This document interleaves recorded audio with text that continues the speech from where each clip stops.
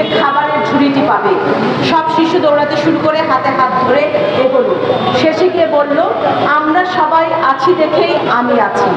আমি যদি না থাকি আপনিও থাকবেন না। আমরা সবাই যদি না থাকি আপনার ওই আসনও থাকবে না, আপনার ক্ষমতাও থাকবে না। আমি সরকারেরও বন্ধু না, আমি আন্দোলনকারীরও বন্ধু না। সরকার ভাবে আমি কেন তার দালালি করি না, আর আন্দোলনকারী ভাবে কেন আমি তার কথা বলি না। তার কিন্তু আমার কাছেই শেষ পর্যন্ত দাবি থাকে তার কথা বলার জন্য। ফেসবুকে আপনি আমার গণমাধ্যম থেকে সংবাদ নিয়ে পোস্ট দিয়ে বলেন কি করছে গণমাধ্যম কর্মীরা, যে 4 জন সাংবাদিক মারা গেছে তাদের একটি বোর্ড বানিয়ে কি আপনি আপনার ফেসবুক পোস্টে দেয়ালে ঝুলিয়ে দিয়েছেন? না, দেননি।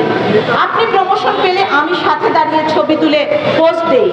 আমার প্রমোশনে কোনোদিন কি আপনি আমার পাশে দাঁড়িয়ে বলেছেন এই গণমাধ্যম কর্মী আজ প্রমোশন পেয়েছে?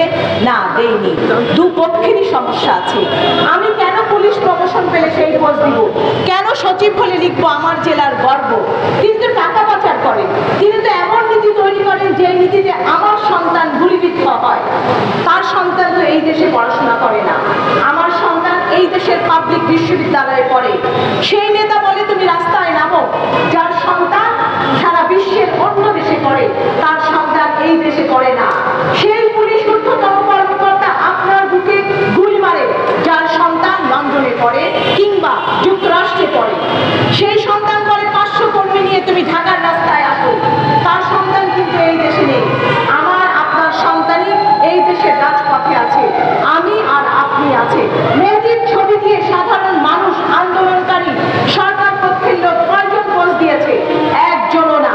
প্রতিদিন আমি খুঁজে খুঁজে দেখেছি, কিন্তু তারা আমাদের কাছে দাবি করে তারা যখন গুলিবিদ্ধ হবে, তারা মার খাবে, তারা যখন অবরুদ্ধ হবে তাদের কথা আমরা প্রকাশ করব।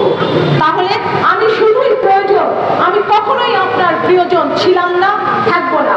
আপনাকে প্রশ্ন করতে পারে, আজ সকালে আমি লিখেছি আপনি দেশের জন্য কি করেছেন? আমি আমার কাজটি সঠিকভাবে করেছি, আমি ট্যাক্স দিয়েছি, আমি ভ্যাট দিয়েছি, আমি রাষ্ট্রের আইন মেনে চলেছি। আমি যা করিনি টাকা পাচার করিনি, আমি ঘুষ খাইনি, অন্যের হক মেনে চলিনি। তাহলে আপনি কি করেছেন সেই প্রশ্ন আজ আপনাকেই করব। গণমাধ্যমকে পরামর্শ দেবার কোনো প্রয়োজন নেই। গণমাধ্যম জানে তার কি করতে হবে। প্রত্যেকের আমাদের ব্যক্তিগত মতামত থাকবে, আমি মানুষ, আমার মতামত থাকবে, আমি কাউকে না কাউকে সাপোর্ট করব। কিন্তু যেদিন আমি এই প্রফেশনে এসেছি আমি সিদ্ধান্ত নিয়েছি আমার কলম কিংবা আমার ক্যামেরায় আমি শুধু যা সঠিক তাই তুলে ধরবো। তা যদি আমি তুলেই ধরি তাহলে কেন আপনি আমাকে পক্ষে ফেলবেন? কেন আপনি আমাকে দালাল কিংবা আন্দোলনকারী বলবেন? আমি তো কোনোটি হব না দেখেই এই প্রফেশনে এসেছিলাম, এই সাংবাদিকতায় এসেছিলাম, কিন্তু আপনারা কেউই আমাদেরকে কাছে টেনে নেননি।